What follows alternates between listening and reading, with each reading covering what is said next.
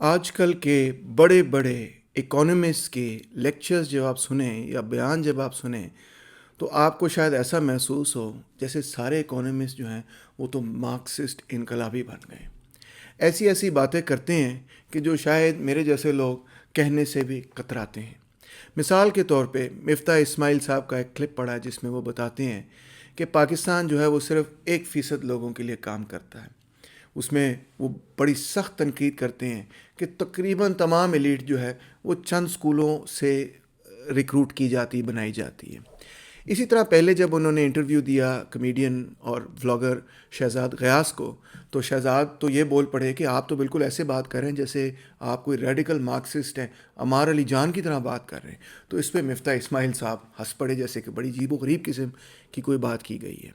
اسی طرح آپ دیکھیں کہ جاوید حسن صاحب کا ایک بڑا دلچسپ انٹرویو ہے جو سید مزمل نے کیا ہے, اور اس میں سارا انٹرویو اس چیز پر ہے کہ کس طرح سے امیر طبقے نے ریاست پر کیپچر کر لیا, جس کو ایلیٹ کیپچر بولا جاتا ہے, اور اس ایلیٹ کیپچر کو توڑنے کی ضرورت ہے.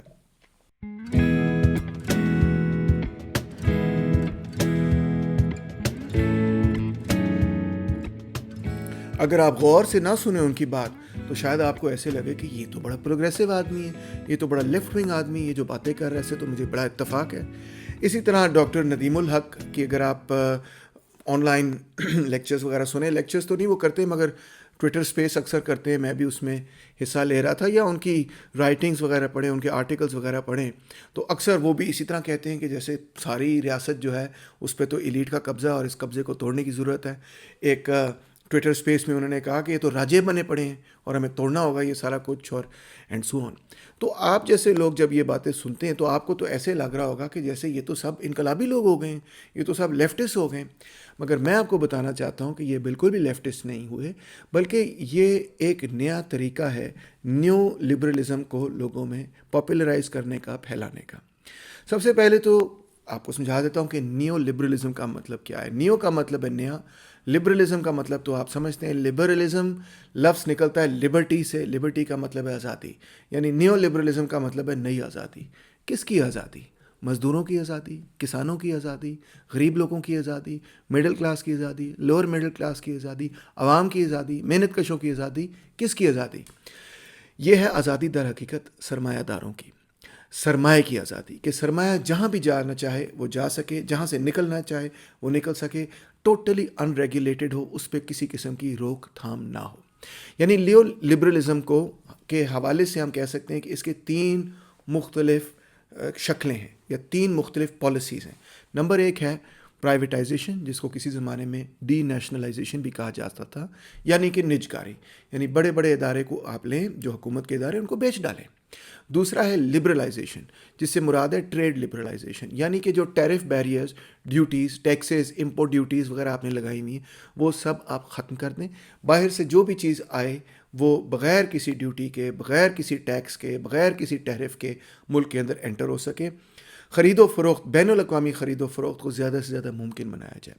اور آخر میں ڈی ریگولیشن. ڈی ریگولیشن سے مراد یہ ہے کہ جو بینکنگ کیپٹل ہے, جس کو ہم انگریزی میں فائنینس کیپٹل کہتے ہیں, اس کے اوپر جو حکومت کی ریگولیشنز ہے, روک تھام ہے, یہ بالکل ختم کر دی جائے. اسٹیٹ بینک جو ہے وہ حکومت کے کنٹرول میں نہ رہے, آٹونومس ہو جائے اور بالکل کسی قسم کی عمل دخل نہ کرے پرائیویٹ بینکنگ کے اندر.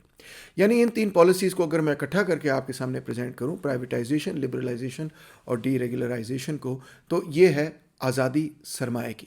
سرمایہ کب سے قید؟ آپ کا تو یہ سوال میرے سے ہوگا, یہ عجیب و غریب قسم کا فکرہ آپ کیوں استعمال کر رہے ہیں؟ اس کو سمجھنے کے لیے آپ کو یورپ کی تاریخ کو کچھ سمجھنا ہوگا, اور اسی کے نظر سے جب آپ دنیا کی تاریخ کو دیکھیں گے تو آپ کو بہت کچھ اور چیزیں بھی سمجھ آئیں گی. دیکھیں جی, 1917 کے اندر یورپ کے اندر ایک بہت بڑا انقلاب ہوا روس کے اندر, جس کو رشین ریولوشن کہا جاتا ہے, جس میں کمیونسٹوں نے اقتدار حاصل کر لیا. یہ ایک ایسا دور تھا 20ویں صدی کا اور اس سے پہلے 19ویں صدی کا, جہاں پہ ننگی سرمایہ داری تھی, اتنی بروٹل سرمایہ داری تھی کہ جس کی حد حساب کوئی نہیں. ریاست جو ہے کھل کے کہتی تھی کہ ہم سرمایہ داروں کے ساتھ ہیں, کوئی اس میں چھپی چھپائی بات نہیں تھی. اکثر جو ریاستیں تھیں دنیا کی وہ ڈیموکریسیز بھی نہیں تھیں, وہاں پہ چند لوگ ووٹ کر سکتے تھے, مزدور اور کسان ووٹ نہیں کر سکتے تھے, عورتیں تو تقریباً کہیں بھی ووٹ نہیں کر سکتی تھیں. سوویت یونین جب بنا تو انہوں نے مزدوروں، کسانوں اور عورتوں کو ووٹ کا حق دے دیا، تمام عوام کو ووٹ کا حق دے دیا۔ 1936 میں وہ یہ دعویٰ کر سکتے تھے کہ ہماری سب سے بڑی اور سب سے یونیورسل فرینچائز ہے، ہم کسی کو بھی ووٹ کا حق نہیں ڈینائی کرتے۔ اس کے پریشر میں آ کے جو ویسٹرن گورنمنٹس تھیں ان کو بھی پھر عورتوں کو بھی ووٹ دینا پڑا، مزدوروں اور کسانوں کو بھی ووٹ دینا پڑا۔ کئی حکومتوں نے ریزسٹ کیا مگر آہستہ آہستہ ڈیموکریٹک گورنمنٹس قائم ہو گئیں۔ اب ڈیموکریٹک گورنمنٹس تو قائم ہو گئیں، یعنی کہ مزدوروں کسانوں کو ووٹ دینے کا حق اور عورتوں کو ووٹ دینے کا حق تو مل گیا، مگر معاشی ڈھانچہ جو تھا وہ وہی تھا جو پرانے یورپ کا تھا، یعنی کہ اشرافیہ ایلیٹ طبقہ جو ہے وہ مکمل طور پر تمام وسائل پر قابض تھا۔ یورپ بہت پریشان تھا کہ یہ جو نیا دشمن کھڑا ہوا ہے جس کو وہ بولشوزم کہتے تھے، یعنی کمیونزم جو ہے، یہ اتنا بڑا دشمن ہے، اس کی ڈیفیٹ بہت ضروری۔ تو یورپ کی رولنگ کلاس اکٹھی ہوئی اور انہوں نے ایک تحریک کو جنم دیا جس کو ہم کہتے ہیں نازیزم اور فیشزم۔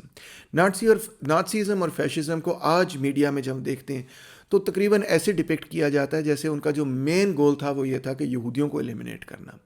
در حقیقت فیشزم جو اٹلی کے اندر جس نے جنم لیا، اس کا کبھی بھی یہ مین گول نہیں تھا کہ یہودیوں کو ایلیمنیٹ کرنا ہے۔ یہودیوں کے حوالے سے تو انہوں نے کچھ کہا ہی نہیں، ان کا مین گول تھا در حقیقت کمیونسٹوں کو ایلیمنیٹ کرنا ہے، اسی لیے انہوں نے انطونیو گرامشی کو جیل کے اندر ڈالا۔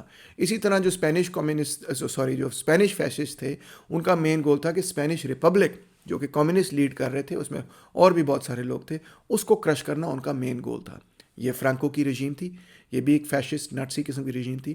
ہاں، اور جرمنی کے اندر ڈیفینیٹلی جو ہٹلرزم کا رائز تھا اس کے اندر وہ یہ جوئزم والا ایلیمنٹ بھی شامل تھا کہ ہم نے اس کا فائنل سلوشن نکالنا ہے، مگر اس کو بھی سمجھنا انتہائی ضروری ہے کہ اس کے پیچھے کیا تھا۔ وہ یہ کہتے تھے کہ بولشوزم کو نام دیتے تھے this is a Jewish Bolshevik conspiracy. Jewish Bolshevik conspiracy کیا تھی کہ دیکھیں یہ جو بولشوزم ہے یہ بذات خود ایک جوئش کنسپیریسی ہے۔ یہ جو آئیڈیا ہے یہ در حقیقت ہمیں نازیزم سے ہی ملتا ہے، اور بولشوزم کو ختم کرنے کا مطلب ہے کہ آپ جوڈیزم کو ختم کر لیں، جوز کو ختم کر لیں تو بولشوکس بھی ختم ہو جائیں گے۔ اس کے پیچھے جو در حقیقت ریئل وجہ تھی وہ یہ نہیں تھی کہ ان کا صرف مذہبی اختلاف تھا، وہ تو پرانی بات تھی اور وہ تو کئی صدیوں سے چل رہی تھی، یورپ کی تاریخ کے اندر رومن امپائر کے پیریڈ سے چل رہی تھی۔ مگر جو نیا ایشو تھا وہ یہ تھا، اور آپ حیران ہوں گے یہ بات سن کے، مگر یہ بالکل حقیقت اور ریسرچ پر بیسڈ ہے، کہ اس پیریڈ کے اندر جو جوئش ایمینسپیٹڈ جوز تھے خاص طور پہ یورپ کے اندر، وہ سوشلزم، کمیونزم، مارکسزم کے نقطہ نظر سے بہت حد تک سہمت تھے۔ اگر وہ نہیں تھے تو سیکولرزم، ریپبلکنزم اور ڈیموکریسی سے بہت زیادہ متاثر تھے۔ یعنی کہ جو آپ کہہ سکتے ہیں اس پیریڈ کے اندر بائیں بازو کا انٹلیکچوئلس تھے، ان میں بہت سارے لوگ ایسے پائے جاتے تھے جو آپ کہہ سکتے ہیں کہ مذہبی اوریجنز کے اعتبار سے جوئش تھے۔ اور کارل مارکس کے بارے میں بھی آپ جانتے ہی ہوں گے کہ اگرچہ وہ جوئش نہیں تھا، اس کے والد صاحب نے کرسچینٹی میں کنورٹ کیا، اور کارل مارکس بذات خود تو ایتھیسٹ تھا، مگر یہ کہ اس کی ایتھنکلی اس کی جو روٹس تھیں وہ جوئش تھیں۔ تو اس لیے ہٹلر کا پروپیگنڈا تھا کہ یہ سب بولشوزم در حقیقت ایک جوئش کنسپیریسی ہے۔ اس سارے تناظر کو جب آپ سمجھیں گے تو آپ کو یہ سمجھ آئے گی کہ یورپ کے اندر یہ ایک کاؤنٹر ریولوشن تھا جس کا مین مقصد یہ تھا 1930s وغیرہ کے اندر کہ بولشوزم کو، لیبر موومنٹ کو، محنت کشوں کی تحریک کو، سوشلسٹ تحریک کو کرش کر دیا جائے، توڑ دیا جائے۔ اگر آپ کو یقین نہیں آتا تو میں آپ کو کچھ اعداد و شمار آپ کے ساتھ شیئر کرتا ہوں جس میں آپ کو پتہ چلے گا کہ ہٹلر کی پارٹی سے پہلے، یعنی نازی پارٹی سے پہلے جو پارٹی سب سے زیادہ مقبول تھی وہ جرمن سوشل ڈیموکریٹک پارٹی یا جرمن کمیونسٹ پارٹی مشہور تھی۔ وہ سب سے زیادہ ووٹ حاصل کرتے تھے، وہ حکومت اور اقتدار کے اندر تھے، اور وائمار ریپبلک کے اندر لیفٹ بہت ہی مضبوط تھا۔ اور یہی وجہ ہے کہ ہٹلر نے لوگوں کو بیوقوف بنانے کے لیے اور پبلک کو بیوقوف بنانے کے لیے اپنی پارٹی کا نام رکھا نیشنل سوشلسٹ پارٹی۔ یعنی ہم بھی سوشلسٹ ہیں مگر اس قسم کے سوشلسٹ نہیں جس طرح کے وہ ہیں، وہ تو بولشوزم کے ساتھ جڑے ہوئے ہیں۔ ہم تو نیشنل سوشلسٹ ہیں، یعنی ہم جرمنی کو سر فہرست رکھتے ہیں، اور ہم اس طرح کے سوشلسٹ نہیں ہیں جو وہاں روس کے ساتھ جڑے ہوئے ہیں، جو کہ اپنے آپ کو کہتے تھے بڑے فخر سے کہ ہم تو بین الاقوامی پرولتاری تحریک کا حصہ ہیں۔ تو نیشنل سوشلزم کو چھوٹا کر کے جو ہے لکھا جاتا ہے نازی پارٹی، مگر یہ جو سوشلزم کا لفظ اس میں استعمال کیا گیا تھا وہ صرف اس مقصد سے کیا گیا تھا کہ اصل میں یہ ٹریڈ یونینز اور لیبر یونینز کو توڑ کے برجوازی کے کنٹرول میں لے کر آنا چاہتے تھے۔ آج یہ ساری انٹرپریٹیشن جو ہے وہ ابسکیور کر دی گئی ہے۔ شنڈلرز لسٹ جیسی فلمیں آپ دیکھتے ہیں تو آپ یہ سمجھتے ہیں کہ ہٹلر کا جو اصل مقصد تھا وہ تو جوز کی ایلیمنیشن تھا یا شاید کچھ جپسیز کی ایلیمنیشن تھا، اور اس میں سے جو اس کا ایکچوئل گول تھا کہ میں نے بولشوزم کو ختم کرنا ہے، اس کو بالکل ویسٹرن میڈیا آج کل یا نیا نیریٹو فیشزم پر جو ہے وہ کھائی گیا ہے۔ مگر جیسے میں آپ کو کہہ رہا ہوں فیشزم صرف جرمنی کے اندر موومنٹ نہیں تھی، فیشزم نے پورے کے پورے یورپ کو اپنی لپیٹ میں لیا ہوا تھا. تقریباً تمام کنٹریز یورپ کی ماں سوائے آپ کو پتہ ہے ایک چھوٹا سا حصہ فرانس کا اور انگلینڈ کا، اور کچھ کنٹریز جو کہتی تھیں اپنے آپ کو کہ ہم نیوٹرل ہیں، در حقیقت وہ بھی نیوٹرل نہیں تھے، وہ بھی ٹریڈ تجارت کرتے تھے جرمنی کے ساتھ. باقی سارے کا سارا یورپ جو ہے وہ ایکسس پاور کے کنٹرول میں آ چکا تھا. جرمنی، اٹلی، فرانکو کا اسپین وغیرہ، یہ سب نے پورے کے پورے یورپ کو اپنے گرفت میں لے لیا تھا. گرفت میں لینے کے بعد ان کا یہی فیصلہ تھا کہ پورے یورپ کو کانکر کرنے کے بعد ہم سوویت یونین کے اندر بولشوک ریولوشن کو توڑیں گے. یہی ورلڈ وار 2 کی اصل اوریجنز ہیں. جب انہوں نے کوشش کی سوویت یونین کو توڑنے کی تو الٹ ہوا، سوویت یونین نے ان کو شکست دی. یعنی سوویت یونین نے پورے کے پورے یورپ کی کمبائنڈ ملٹری اسٹرینتھ، جو کہ ساری کی ساری اس زمانے کی نازی اور فیشسٹ ٹروپس نے اکٹھی کر لی تھی، پورے یورپ نے سوویت یونین پر اٹیک کیا اور سوویت یونین نے پورے کے پورے یورپ کو شکست دی. یہ اتنی بڑی شکست تھی کہ جس کے نتیجے میں یورپ کا مکمل نقشہ تبدیل ہو گیا. ایک تو یہ کہ ہر جگہ یورپ کے اندر اسٹیٹ کلیپس ہو چکا تھا، اکانومک کلیپس ہو چکا تھا، شہر جو ہیں وہ تباہ و برباد ہو چکے تھے. یورپ میں اتنی بربادی ہوئی جس کی حد صاحب کوئی نہیں. پوری ورلڈ وار 2 کے اندر 50 ملین سے زیادہ لوگ جو ہیں مارے گئے. 26 ملین لوگ جو ہیں وہ تو سوویت یونین کے اندر مارے گئے. اتنی ڈسٹرکٹیو وار کبھی انسانیت نے کبھی نہیں دیکھی تھی. تو یورپ کے اندر جو اسٹیٹ کلیپس تھا اس کے بعد سچویشن یہ بن چکی تھی کہ جو کمیونسٹ اور لیفٹ ونگ موومنٹ تھی وہ یورپ کے اندر بہت ہی طاقتور ہو چکی تھی. ایک تو سوویت یونین کامیاب ہو چکا تھا، ریڈ آرمی جو ہے وہ کامیاب ہو چکی تھی. سوویت یونین نے یہ ثابت کر دیا تھا کہ وہ اب ایک گلوبل اور ورلڈ پاور ہے، ایک یورپین پاور ہے. اور دوسری طرف یہ کہ یہاں پہ ٹوٹل اسٹیٹ کلیپس تھا اور کمیونسٹ اور پارٹیزنز بہت طاقتور تھے. مثال طور پہ فرانس کے اندر جو فرینچ کمیونسٹ پارٹی تھی اس نے مسلح ہو کر فرینچ جو فیشسٹ فورسز تھیں اور جرمن فیشسٹ فورسز کے خلاف جد و جہد کی. 70,000 لوگ ان کے شہید ہوئے. اس لیے کمیونسٹ پارٹی آف فرانس کا نام بنا دا پارٹی آف 70,000 مارٹرز. یہ 70,000 شہیدوں کی پارٹی ہے جنہوں نے فیشزم کے ساتھ خلاف لڑائی لڑی. اسی طرح اٹلی کے اندر فیشسٹوں کے خلاف کمیونسٹ پارٹی اٹلی کی بڑی شاندار جدوجہد تھی. انطونیو گرامشی کو جیل میں ڈالا ہوا تھا، جیل سے وہ لکھ رہے تھے اور کتنے لوگ لڑ رہے تھے، اور انہوں نے ہی پارٹیزنز کو آرگنائز کر کے تو مسولینی کو شکست دی اور پھر مسولینی کو الٹا ٹانگا. اسی طرح اسپین کے اندر لڑائی کافی دیر تک چلتی رہی، پورچوگل کے اندر بھی لڑائی 70s تک چلتی رہی، مگر فائنلی وہاں پہ بھی جو فیشسٹ گورنمنٹ تھی ان کو اوور تھرو کیا اور اسپینش اور پورچوگیز پارٹیز جو ہیں وہ major European left wing parties کے طور پر سامنے ہے. ایون فرینچ پارٹی جو ہے اس کے پاس 1/3 سیٹس تھیں پارلیمنٹ کے اندر. اسی طرح گریس کے اندر گریک کمیونسٹ جو ہیں وہ ایک سول وار لڑ رہے تھے اور ویسٹرن ٹروپس کو وہاں گریس میں جا کے انٹروین کرنا پڑا گریک کمیونسٹ کو روکنے کے لیے کہ یہ اقتدار حاصل نہ کریں. KPD کی بڑی شاندار تاریخ تھی، یعنی کہ ڈوئچ لینڈ کی کمیونسٹ پارٹی جس کو آتے ہی ہٹلر نے اللیگل ڈکلیئر کیا تھا، وہ انڈر گراؤنڈ لڑتے رہے. تو پورے یورپ کے اندر جو کمیونسٹ تھے وہ ہیروز کے طور پہ پبلک کے اندر سامنے آئے. یہ آپ کو یقین نہیں ہو رہا مگر یہ actual really fact of history ہے. اور لیفٹ جو ہے یورپ کے اندر بہت ہی مضبوط تھا. اب سرمایہ داروں کو یہ بات پتہ چل گئی کہ اگر وہ یہ کوشش کریں گے کہ وہ اسی قسم کا سوشل کانٹریکٹ قائم کریں جس طرح ورلڈ وار 2 سے پہلے ہے، تو یہ پورے کا پورا نظام دھرم بھرم ہو جائے گا، تباہ و برباد ہو جائے گا. پبلک برداشت نہیں کرے گی، ساری کی ساری پبلک کمیونسٹوں کے پاس چلی جائے گی اور کمیونسٹ پہلے ہی ورلڈ وار 2 کے نتیجے میں مسلح ہیں اور وہ ٹیک اوور کر جائیں گے. تو ورلڈ وار 2 کے بعد جو سرمایہ دارانہ قوتیں تھیں اور حکومتیں تھیں انہوں نے یہ سوچا کہ ہمیں نیو سوشل کانٹریکٹ کی ضرورت ہے. اسی لیے انہوں نے ایک ویلفیئر اسٹیٹ قائم کیا، انہوں نے پروپورشنل ریپرزنٹیشن سسٹمز قائم کیے، انہوں نے نیشنل ہیلتھ انشورنس یا نیشنل ہیلتھ سسٹم وغیرہ قائم کیا. سب کو مفت تعلیم فراہم کرنی شروع کی، سب کو مفت علاج فراہم کرنا شروع کیا. لیبر یونینز کو لیگلائز کیا، لیبر یونینز کو بہت سارے حقوق دیے، لیبر رائٹس بہت سارے دیں، عورتوں کو رائٹس. مطلب it was a complete transformation. ایک انقلاب کی طرح تھا کہ کس طرح سے وہ پوری سوسائٹی ٹرانسفارم ہوئی. اور سوسائٹیز پر from America to all the way to the Iron Curtain, جہاں پورے یورپ کے اندر، امریکہ کے اندر جو اکنامکس ڈومینیٹ کر گئی وہ تھی کینزین اکنامکس. جان مینرڈ کینز کا یہ کہنا تھا کہ مارکیٹ اکانومی اگر خود پہ آپ چھوڑیں گے تو یہ تو بار بار کرائسس پیدا کرے گی. اس نے یہ کہا کرائسس اس لیے پیدا ہوتا ہے کیونکہ ڈیمانڈ جو ہے وہ گر جاتی ہے، ایگریگیٹ ڈیمانڈ جو ہے وہ گر جاتی ہے، اور جب وہ ایک دفعہ نیچے گر جائے تو وہ پھر دوبارہ نہیں اٹھ سکتی. اس کو دوبارہ اٹھانے کا صرف اور صرف طریقہ یہ ہے کہ ریاست جو ہے بذات خود پیسہ چھاپے یا نیشنل ڈیٹ پیدا کر کے تو اس ڈیمانڈ کو دوبارہ سے سٹیمیولیٹ کرے، ایگریگیٹ ڈیمانڈ کو دوبارہ سے سٹیمیولیٹ کرے۔ اس مقصد کے لیے بڑے اسٹیٹ سیکٹر کی ضرورت ہے، بڑی اسٹیٹ انویسٹمنٹ کی ضرورت ہے، ریاست بذات خود معیشت کے اندر انوالو ہو۔ یعنی کہ ہم ایک ایسے پیریڈ کے اندر انٹر ہو گئے جہاں پہ اسٹیٹ ریگولیٹڈ کیپٹلزم تھا، یا مختصر آپ کو کہہ سکتے ہیں، اس کو کہہ سکتے ہیں کہ یہ قسم کا اسٹیٹ کیپٹلزم تھا، یا آپ اس کو یہ بھی کہہ سکتے ہیں کہ ایک قسم کا کینزین ویلفیئر اسٹیٹ کیپٹلزم تھا۔ مختصر اگر لفظ استعمال کرنے چاہتے ہیں تو آپ اس کو کہہ سکتے ہیں کہ یہ سوشل ڈیموکریسی قائم ہوئی، یعنی کہ یہ سوشل ڈیموکریسی پورے ایک نئے عمرانی معاہدے، ایک نئے سوشل کانٹریکٹ کے نتیجے میں قائم ہوا، اور یہ گولڈن پیریڈ ہے میں سمجھتا ہوں یورپ کے اندر بہت سارے لوگوں کے لیے، ایون امریکہ کے اندر بہت تیز اکنامک گروتھ ہوئی، لوگ پہلی دفعہ جو ہے وہ غربت سے نکلے، بے روزگاری سے نکلے، کیونکہ اتنے بڑے مواقع ان کو ملے۔ یہ پہلی جنریشن تھی ان ینگ لوگوں کی جو کہ زمینوں پر کام کرتے تھے، فیکٹریوں میں کام کرتے تھے، ان کے بچے پہلی دفعہ یونیورسٹی اور کالجز کے اندر گئے جہاں وہ مزید اور ریڈیکلائز ہو گئے مارکسزم کے نتیجے میں، اور 68 جنریشن اور ہپی موومنٹ اور وہ سارا کاؤنٹر کلچر جو ہے وہ اس ویلفیئر اسٹیٹ کا نتیجہ تھا۔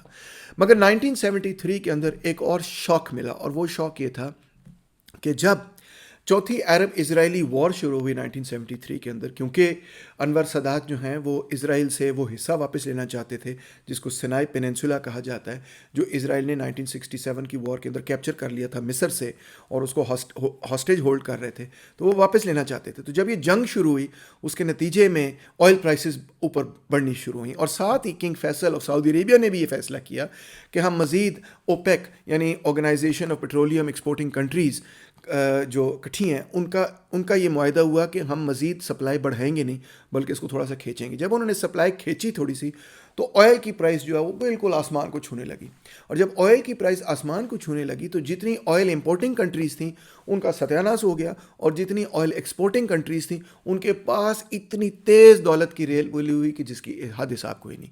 یہی وہ پیریڈ ہے کہ جب مڈل ایسٹ نے ایک دم سے بوم کیا، اس سے پہلے تو تمبو میں رہ رہے تھے سارے، بوم کیا اور بہت سارے پاکستانی مڈل ایسٹ جانا شروع ہو گئے، یعنی کہ وہ امیگریشن کا سارا سلسلہ جو ہے وہ اسی آئل بوم کے بعد شروع ہوا۔ مڈل ایسٹ کے اندر سڈنلی ماڈرن سٹیز وغیرہ قائم ہو گئیں، اتنی نئی سڑکیں، گاڑیاں، یہ وہ پوری دولت پیدا ہو گئی۔ مگر ویسٹ کے اندر کیا ہوا؟ بالکل الٹ ہوا۔ ویسٹ کے اندر یہ ہوا کیونکہ تیل کی قیمت مہنگی ہو گئی تو اب لوگوں کے پاس پیٹرول ہی نہیں تھا، گاڑیوں کی لائنیں لگیں پیٹرول اسٹیشن کے باہر کہ ہمارے پاس پیٹرول نہیں ہے، ہیٹنگ نہیں ہے، گیس نہیں ہے، یہ سب چیزیں نہیں ہیں، تو اکنامک ڈکلائن ہو گیا۔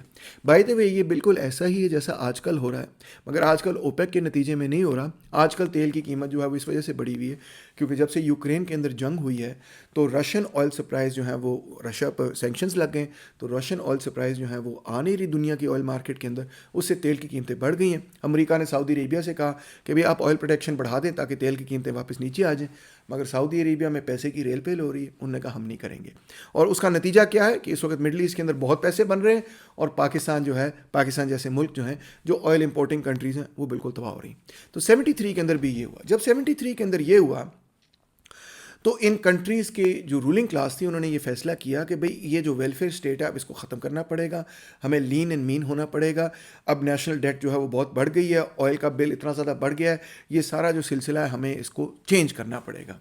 یعنی کہ ان کے ذہن میں پروگرام یہ تھا کہ یہ جو اتنا بڑا ویلفیئر اسٹیٹ ہم نے بنایا ہے، اب نئی آئل پرائسز کے ساتھ اور جو کچھ انٹرنیشنل گلوبل اکانومی میں اوپیک کے بعد ہوا ہے، اب ہم اتنا بڑا کینزین ویلفیئر اسٹیٹ افورڈ نہیں کر سکتے، ہمیں اسے توڑنا پڑے گا، ہمیں سارا ویلفیئر اسٹیٹ توڑنا پڑے گا۔ اب یہ کوئی آسان کام نہیں تھا۔ 1970s کے اندر ساری سیاست ویلفیئر اسٹیٹ کے ارد گرد ہوا کرتی تھی۔ جن لوگوں نے ویلفیئر اسٹیٹ بنایا وہ تو کہتے ہی تھے کہ دیکھیں ہم نے بنایا، اور وہ اکثر وہ پارٹیز تھیں جو لیفٹ آف سینٹر تھیں یا سوشل ڈیموکریٹس تھے، جیسا جرمن سوشل ڈیموکریٹک پارٹی یا پھر فرینچ سوشلسٹ پارٹی یا پھر انگلینڈ کے اندر لیبر پارٹی، یہ سب کہتے تھے کہ ہم سوشلزم لے کے آئیں گے، ہم انقلابی ذریعے سے سوشلزم نہیں لائیں گے، ہم تختہ نہیں کسی کا پلٹیں گے، مگر اگر ہمیں ووٹ دیے جائیں تو ہم سوشلزم کو بتدریج انٹروڈیوس کرائیں گے، ریفارمز کے ذریعے انٹروڈیوس کرائیں گے۔ یعنی یہ ریفارمسٹ سوشلسٹ تھے، اصلاحاتی قسم کے سوشلسٹ تھے، ریڈیکل سوشلسٹ جس کو کمیونسٹ کہا جاتا ہے یہ وہ نہیں تھے۔ تو دوستوں نہ صرف وہ یہ سیاست کر رہے تھے یعنی کہ جو لیفٹ کی پارٹیز تھیں، بلکہ جو رائٹ کی پارٹیز تھیں وہ بھی یہ کہتی تھیں کہ ہم بھی اچھے ویلفیئر ریفارمز لے کے آئیں گے، ہم بھی پبلک کے لیے نیشنل ہیلتھ کیئر کو صحیح کریں گے۔ یعنی کہ اتنا بائنڈنگ اور یونیورسل اور ڈومیننٹ ہیجمونک کنسیپشن تھا کہ اس کے خلاف کوئی زمانے میں آرگیو ہی نہیں کر سکتا تھا. کوئی سیاستدان اگر یہ کہے کہ ہم نیشنل ہیلتھ سسٹم کو ختم کرنا چاہتے ہیں, فری ایجوکیشن کو ختم کرنا چاہتے ہیں, ویلفیئر اسٹیٹ کو ختم کرنا چاہتے ہیں, تو اس کو ووٹ ہی نہ ملے.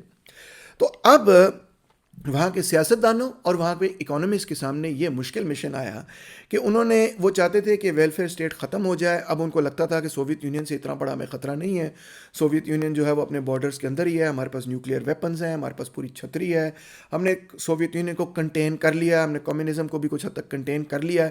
اب ہمیں ضرورت اس چیز کی ہے کہ یہ جو پورا عمرانی معاہدہ ورلڈ وار 2 کے بعد سے لے کے 1973 تک ہوا ہے, اس کو چینج کیا جائے اور make the rich rich again.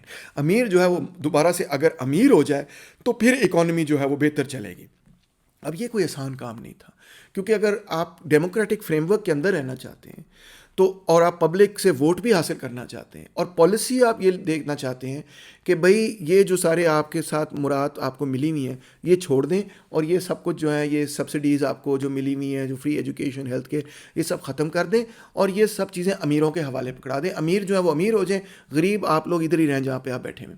یہ کروانا امپاسبل ہے. اگر آپ جائیں گے پبلک کے اندر اور کہیں گے کہ مجھے اس بنیاد پہ ووٹ دے دو, تو کوئی آپ کو ووٹ نہیں دے گا. وہ کہیں گے جی میجورٹی تو غریب لوگوں کی ہے, اور غریب لوگ تو یہی چاہتے ہیں, جابس چاہتے ہیں, ہیلتھ کیئر چاہتے ہیں, ایجوکیشن چاہتے ہیں, اچھی زندگی چاہتے ہیں, وغیرہ وغیرہ. تو اس کو کیسے کرنا ہے, یہ بڑا مشکل کام تھا.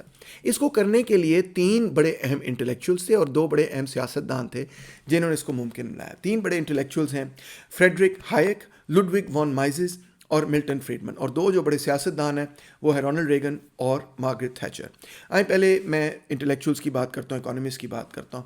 شروع کرتے ہیں فریڈرک ہائیک سے. انہوں نے ایک کتاب لکھی دا روڈ ٹو سرفڈم, جس میں ان کی مین آرگیومنٹ یہ تھی کہ گورنمنٹ بذات خود ایک بیوروکریٹک سٹرکچر ہے, اور جو بھی گورنمنٹ انکریز کرے گا وہ بنیادی طور پہ غلام بنا دے گا, لوگوں کو سرف بنا دے گا. سمپلسٹک قسم کی آرگیومنٹ ہے, چھوٹی سی کتاب ہے مگر بہت کامیاب تھی 50s کے اندر اور 60s کے اندر. اسی طرح لڈوگ وان مائزز ہیں جنہوں نے پھر ایک پورا انسٹیٹیوٹ بنایا کال دا مائزز انسٹیٹیوٹ. انہوں نے ایک کتاب لکھی جس کا نام تھا ہیومن ایکشن, اور ایک اور کتاب پلاننگ فار فریڈم. ویسے تو ان کی بہت کتابیں مارکسزم کے خلاف, سوشلزم کے خلاف, مگر یہ 2 کتابیں جو ہیں بہت ہی زیادہ باقی کتابوں کی نسبت مشہور ہوئیں اور بہت ان کا انفلوئنس ہوا. انہوں نے بھی یہی آرگیو کیا مورلیس کہ سوشلزم جو ہے وہ, اور سوشلسٹ پلاننگ جو ہے یہ تو بڑی کیوٹک قسم کی چیز ہے, اور کسی قسم کی پلاننگ جو ہے گورنمنٹ اگر کرے تو اس سے تو ڈیزاسٹر ہی ہو سکتا ہے. ہاں شروع میں ہو سکتا ہے کہ آپ کچھ ترقی کر لیں, مگر جیسے جیسے اکانومی کمپلیکس ہوتی چلی جاتی ہے اس کے ساتھ ساتھ اکنامک پلاننگ جو ہے وہ امپاسبل ہو جاتی, تو یہ سب چیزیں منڈی کے حوالے کوٹ ان کوٹ کر دی جائے. پھر ہے اس کے بعد جی ملٹن فریڈمن کا بہت بڑا انفلوئنس ہوا, کیونکہ نہ صرف وہ ایک اچھے ایکیڈیمک تھے, ایکیڈیمک پوائنٹ آف ویو کے اندر سے رہتے ہوئے دیکھتے ہوئے, بلکہ یہ کہ وہ نیو لبرل آئیڈیاز کو پاپولرائز بھی انہوں نے بڑا زبردست کیا. انفیکٹ ان کو نوبل پرائز فار اکنامکس ملا 1976 میں, جس سے ان کی پریسٹیج اور بھی زیادہ بڑھ گئی, اور وہی in a sense father of the Chicago school of economics ہیں, جس کو مانیٹری اسکول آف اکنامکس بھی کہا جاتا ہے. ان کا جو پورے کا پورا فریم ورک ہے وہ یہی ہے کہ کینزین اکنامکس اور ویلفیئر اسٹیٹ اور یہ سارا سوشل ڈیموکریسی وغیرہ یہ سب بیکار ہے, اس کو ختم کر کے مارکیٹ اکانومی کو دوبارہ سے زندہ کیا جائے, اور یہی جو ہے وہ اکانومی کو ریوائیو کر سکتی ہے. آہستہ آہستہ 70s کے بعد آپ دیکھتے ہیں 80s میں آتے ہوئے جو شکاگو اسکول تھا جو ملٹن فریڈمن سے متاثر تھا, اس نے ٹوٹلی اکنامکس کے ڈسپلن کو ٹیک اوور کر لیا. آج جو لوگ اکنامکس پڑھاتے ہیں اکنامکس ڈپارٹمنٹ کے اندر, چاہے وہ لمز میں ہو یا شکاگو میں ہو, چاہے وہ ہارورڈ میں ہو یا پرنسٹن میں ہو, ایون آکسفورڈ کیمبرج وغیرہ کے اندر, ان کے بارے میں یہ ہے کہ وہ ٹوٹلی مانیٹرسٹ اکنامکس کو فالو کرتے ہیں, ملٹن فریڈمن کو فالو کرتے ہیں, نیو لبرلزم کو فالو کرتے ہیں. انفیکٹ بہت کم لوگ اب کینزین اکنامکس کو فالو کرتے ہیں اکنامکس ڈپارٹمنٹ کے اندر. جتنے کینزین اکانومسٹ ہیں, مارکسین اکانومسٹ ہیں, وہ اکنامکس ڈپارٹمنٹ سے ان کو پرچ کر دیا گیا, فارغ کر دیا گیا, وہ سارے چلیں گے پولیٹیکل اکانومی, ہیٹروڈاکس اکنامکس وغیرہ کے اندر. آج جب بچے اکنامکس پڑھنے جاتے ہیں, باہر پڑھنے جائیں یا یہاں پڑھنے جائیں, تو وہ بیسکلی اکنامکس کے صرف ایک اسکول کو پڑھتے ہیں, یعنی نیو لبرل اکنامکس پڑھتے ہیں. باقی جتنے اسکولز ہیں اکانومسٹ کے, مارکسسٹ ہیں, ہیٹروڈاکس ہیں, کینزین ہیں, ان کو وہ پڑھتے ہی نہیں, ان کو پتہ ہی نہیں کہ انہوں نے کہا کیا ہے. تو اکنامکس کے شعبے پر مکمل طور پہ ڈومیننس حاصل کرنے کے بعد جتنے اکانومسٹ تھرڈ ورلڈ کنٹریز کے اندر اور اکنامک ایڈوائزرز وغیرہ سارے کے سارے جو ہیں وہ اسی ایک اسکول آف تھاٹ سے انہوں نے 70s کے بعد ریکروٹمنٹ کی, اور وہ حکومت کے ایڈوائزرز وغیرہ بن گئے.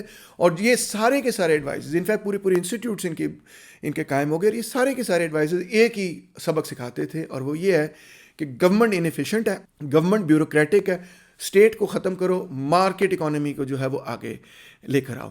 ریلنٹلیس میں کہوں گا ان کا کرٹیسزم تھا, بالکل ایسی تنقید تھی جیسی کہ زبردست لیول کی تنقید ہو. انہوں نے کہا ریاست انیفیشینٹ ہے, انہوں نے کہا ریاست کرپٹ ہے, انہوں نے کہا ریاست انکیپیبل ہے, انہوں نے کہا ریاست بیوروکریٹک ہے, انہوں نے کہا ریاست ان ڈیموکریٹک ہے, انہوں نے کہا ریاست پر ایلیٹ نے کیپچر کیا ہوا. اور بائی دا وے جتنی یہ تحقیق کرتے ہیں کہ ریاست پر ایلیٹ نے کس طرح سے کیپچر کیا ہوا, اس سے مجھے اختلاف نہیں, کیونکہ فرینکلی وہ غلط بات نہیں کرتے.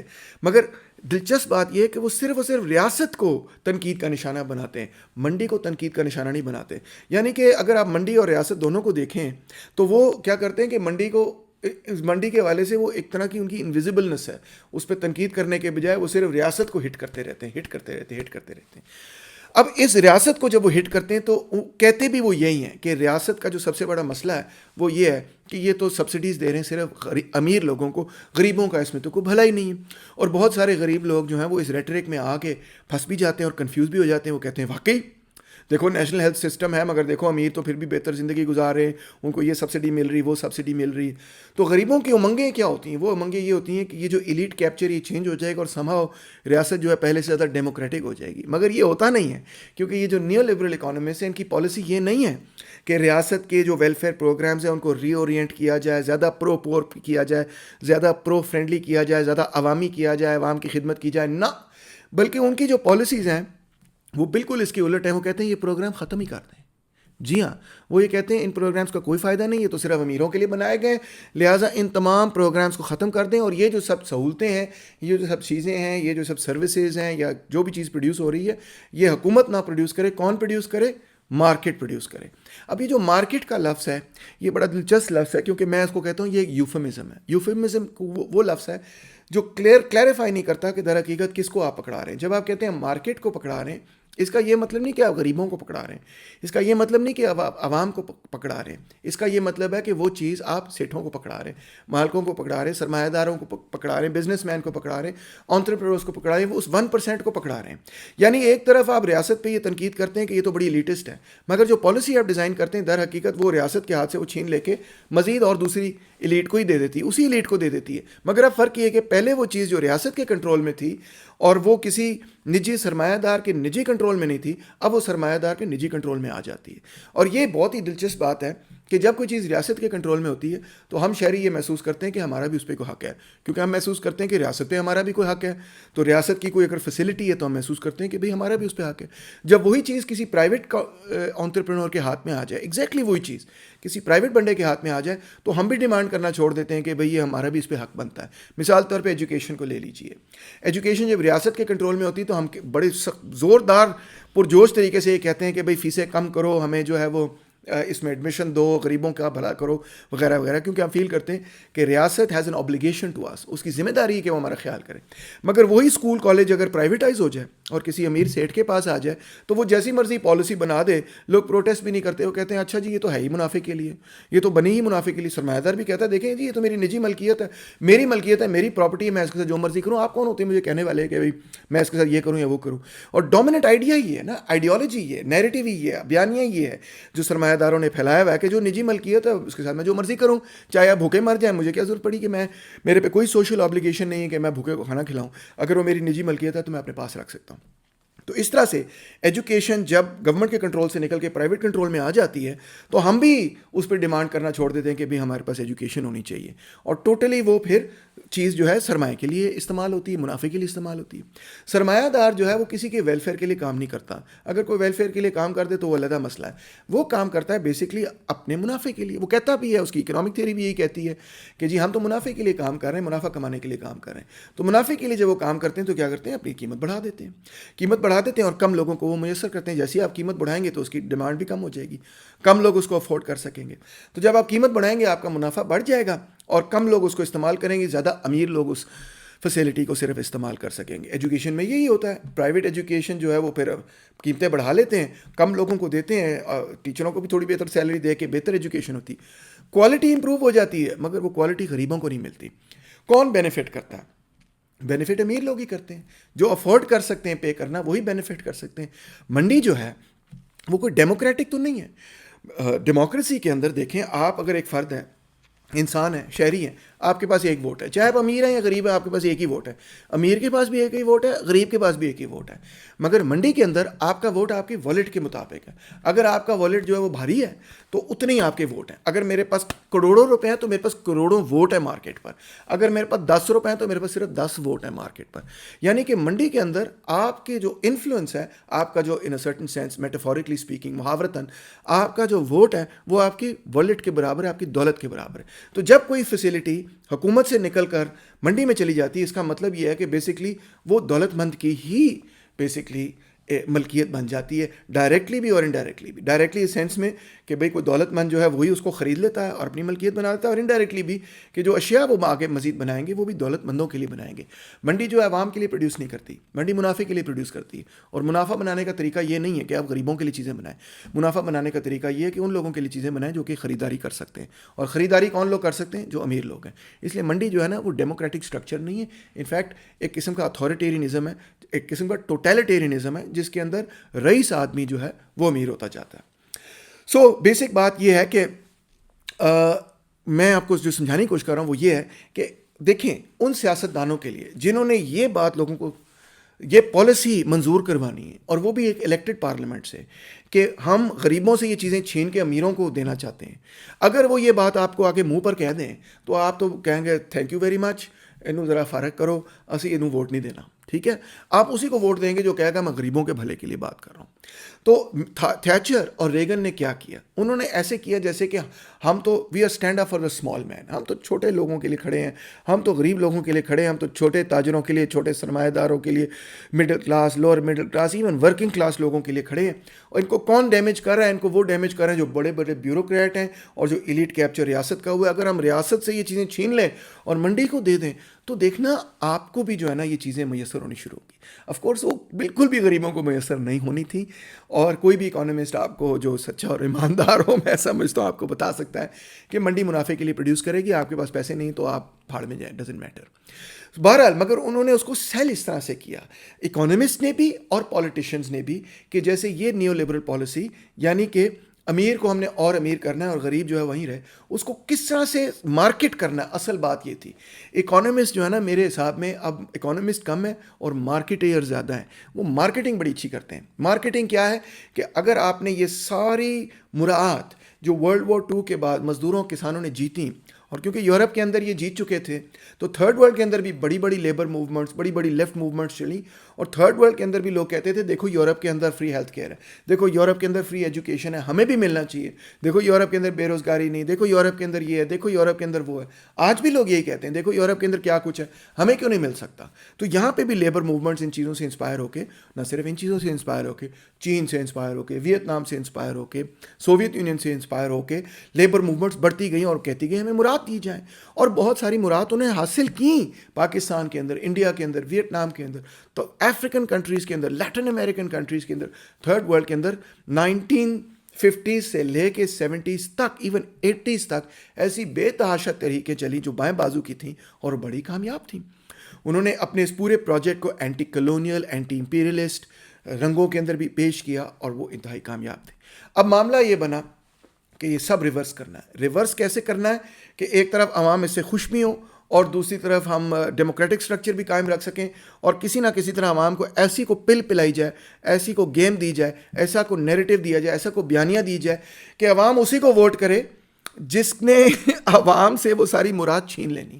یہ کیسے ہو سکتا ہے؟ یہ ایسے ہی ہو سکتا ہے کہ آپ نے اپنے کنزرویٹو آئیڈیاز کو, ری ایکشنری آئیڈیاز کو, پرو رچ آئیڈیاز کو ایسے پریزنٹ کرنا ہے جیسے کہ وہ پرو پور ہے اور عوامی ہے.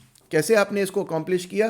آپ نے اس کو ایسے اکمپلش کیا کہ آپ نے ساری کے سارے مسائل جو ہیں وہ ریاست کے ڈور سٹیپ پہ رکھ دیے کہ دیکھیں آپ کی توقعات تھیں کہ ریاست آپ کے لیے یہ کرے گی, آپ کی توقعات تھیں کہ ریاست آپ کے لیے وہ کریں, کیا آپ کی توقعات پوری ہوئیں؟ نہیں. آپ نے کہا نہیں پوری ہوئیں, ابھی بھی ہمارے ساتھ جو ہے ظلم و زیادتی ہو رہی ہے, امیر جو ہے آگے. ایگزیکٹلی میں بھی یہ کہہ رہا ہوں, ان سیاستدانوں نے کہا, ریگن نے کہا, تھیچر نے کہا, میں بھی تو یہ کہہ رہا ہوں کہ یہ سب ایلیٹ کیپچر ہے, یہ سب جو ہے ختم ہو جانا چاہیے, اس کو ختم کریں گے, منڈی جو ہے وہ اس کام کو پہلے سے بہت بہتر کرے گی. ہمارے جو نیو لبرل اکانومسٹ صاحبان ہیں وہ بھی بیسکلی یہی سبق سکھا رہے ہیں جو کہ انہوں نے ویسٹ سے سیکھا ہے اپنے اپنے اسکولوں کے اندر، اور وہ یہ ہے کہ اس ریئیکشنری پالیسی کو، جس میں غریب اور غریب ہو جائے گا اور امیر جو امیر تر ہوتا چلا جائے گا، اس کو ایسے ریڈیکل لینگویج میں ڈریس اپ کرنا، یہی تو انہوں نے سیکھا ہے باہر کی یونیورسٹی سے. اس کو لیفٹسٹ لینگویج میں ڈریس اپ کرنا، اس کو ایمینسیپیشن اور فریڈم اور لبرٹی کی لینگویج میں ڈریس اپ کرنا، یہی سب کچھ تو انہوں نے سیکھا ہے وہاں سے. مگر جب یہ لوگ پالیسی بناتے ہیں تو آپ کے سامنے خود ہی بے نقاب ہو جاتے ہیں. آپ کو پتہ چل جاتا ہے کہ ان کی پالیسی کے نتیجے میں مہنگائی بھی بڑھ جاتی، ان کی پالیسی کے نتیجے میں نجکاری ہونی شروع ہو جاتی، ان کی پالیسی کے نتیجے میں ڈی ریگولیشن اور یہ سب کچھ ہو جاتا ہے.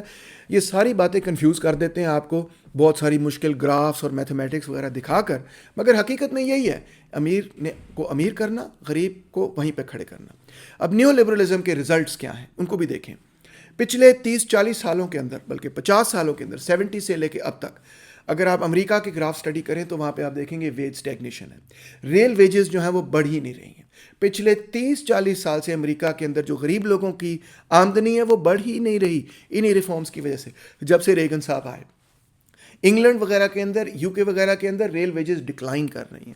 ایون دوسرے ملکوں، یورپین ملکوں کے اندر جہاں پہ نیو لبرلزم آیا وہاں پہ ریل ویجز ڈکلائن کر رہی ہیں. اور یہ افریقن کنٹریز کے اندر تو پاورٹی بڑی تیزی سے بڑھی ہے.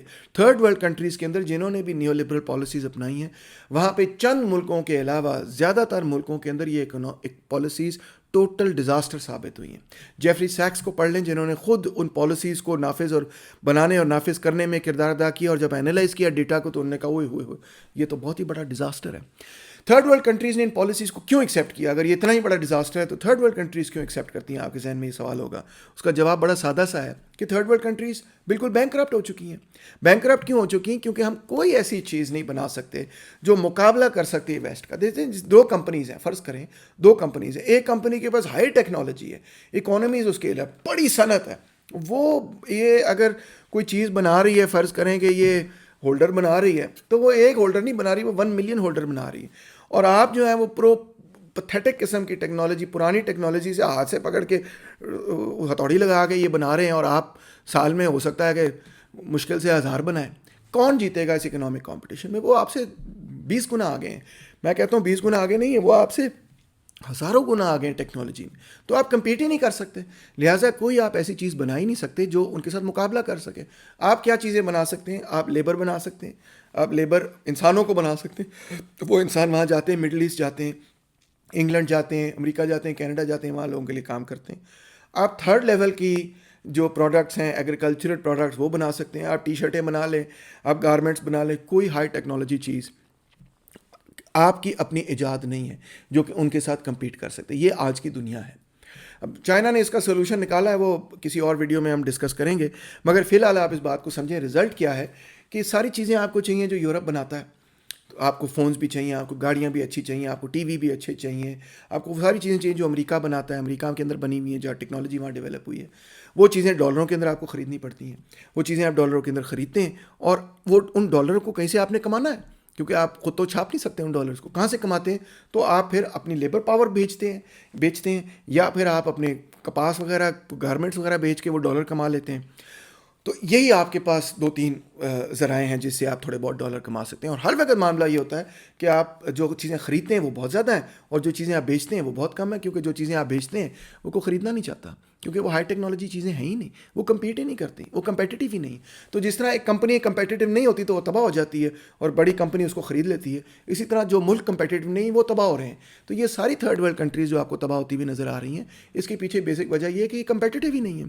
کمپیٹیٹیو کیوں نہیں ہے؟ کیسے نہیں کمپیٹیٹیو؟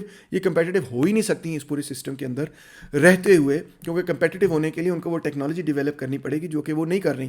اس پہ میں کسی اور وقت لیکچر کروں گا. مگر بہرحال آج کے لیکچر کو میں فنش اور وائنڈ اپ اور کنکلوڈ اس طرح سے کرتا ہوں کہ یہ جو اکانومسٹ ہیں، ان کے جو لیفٹ اور ریڈیکل ساؤنڈنگ فریزز ہیں، پلیز برائے مہربانی ان سے آپ فول نہ ہوئیے گا، اس میں آپ کنفیوز نہ ہوئیے گا. یہ بڑے ریڈیکل ساؤنڈنگ فریزز ہیں. مگر جو ان کی پالیسی اور جو باتیں کر رہے ہیں وہ کریکٹ ہیں، میں ان سے اتفاق کرتا ہوں. یہ سب کچھ ریاست میں ہوتا ہے کیونکہ ریاست بھی جو ہے وہ اس پہ ایلیٹ کا ہی کنٹرول ہے. مگر ریاست کے اندر کم سے کم یہ اپرچونٹی ہوتی ہے، ہمارے پاس یہ موقع ہوتا ہے کہ ریاست کو ہم یہ کہیں کہ ریاست سب کی ہے، لہٰذا یہ مراد ہمیں بھی ملنی چاہیے. جب کہ یہ چیزیں جب ریاست کے کنٹرول سے نکل کے پرائیویٹ ہینڈ کے اندر آ جاتی ہیں تو وہاں پہ ہمارے پاس کسی قسم کی کوئی لیگل اتھارٹی، ایون اس سسٹم کے اندر رہتے ہوئے کوئی مورل اتھارٹی بھی نہیں ہوتی کہ ہم یہ کہہ سکیں کہ یہ چیزیں جو ہیں ان پر ہمارا بھی کوئی حق پہنچتا ہے. تو ان کی جو پالیسی ہے وہ کیا ہے اس کو دیکھیں، ان کا سلوشن کیا ہے. جو یہ ریڈیکل ریٹرک ہے جس میں یہ ریاست کی سبسڈیز وغیرہ کو برا بھلا کہہ رہے ہیں، اس کو آپ ایک طرف رکھیں اور دوسری طرف یہ دیکھیں کہ اس کا سلوشن وہ کیا پریزنٹ کر رہے ہیں. یہ وہ سلوشن پریزنٹ نہیں کر رہے جو ہم کر رہے ہیں. ہم سلوشن کیا پریزنٹ کر رہے ہیں؟ ہم کہہ رہے ہیں کہ انفیکٹ ان چیزوں کو ایکسپینڈ ہونا چاہیے، جو غریبوں کے لیے مراد ہیں، یہ جو ویلفیئر اسٹیٹ ہے، ویلفیئر اسٹیٹ کو ایکسپینڈ ہونا چاہیے. یہ اکانومسٹ کیا کہہ رہے ہیں؟ یہ بالکل الٹ بات کہہ رہے ہیں. یہ کہہ رہے ہیں یہ سب ویلفیئر اسٹیٹ تو ہے ہی نہیں، یہ تو سب ایلیٹ کے لیے، لہٰذا اس سب کو ختم کر دیا جائے اور یہ سب چیزیں منڈی کے حوالے کر دیا جائے، یعنی کہ سیٹھوں کے حوالے کر دیا جائے. تو یہ ان کا اصل پروگرام ہے، اصل معاشی پروگرام ہے. اور یہی وجہ ہے کہ جب ہم ان کے معاشی پروگرام کو سنتے ہیں ہمیں بڑا ریڈیکل اچھا لگتا ہے. ہم کہتے ہیں یس باس اس کو ووٹ دینا ہے، پھر ہم ووٹ دیتے ہیں، پھر وہ اپنی پالیسی نافذ کرتے ہیں، پھر ہم کہتے ہیں یار وعدہ کیتا سی پورا ہی نہیں ہوا. تو اسے سمجھے ہی نہیں کہ انہوں نے وعدہ کیتا کی سی. انہوں نے جو وعدہ کیا تھا وہ انہوں نے پورا کر کے دکھایا. جن لوگوں کو انہوں نے وعدہ کیا تھا ان لوگوں کو بھی پورا کر کے دکھایا. آپ کو جو وعدہ کیا تھا انہوں نے، آپ نے اس کو غور سے پڑھا ہی نہیں کہ انہوں نے وعدہ کیا کیا تھا. آپ کو اپنی غلط فہمی ہوئی کیونکہ انہوں نے وعدہ اس طرح سے کیا تھا کہ جس طرح سے آپ کو یہ لگے کہ وہ آپ کا بھلا کر رہے ہیں. در حقیقت وہ کس کا بھلا کر رہے تھے؟ سرمایہ کا، امیروں کا، سیٹھوں کا، مالکوں کا، انٹرپرینورز اور بزنس مین کا، کیپٹلسٹ کلاس کا. امید ہے آپ نے یہ لیکچر انجوائے کیا ہوگا. جو بھی آپ کے سوالات ہیں وہ ضرور کامنٹس میں رکھیے. آپ کے سوالوں کے نتیجے میں ہی میں اگلا ویڈیو بناؤں گا. So I really look forward to your comments. Thank you so much.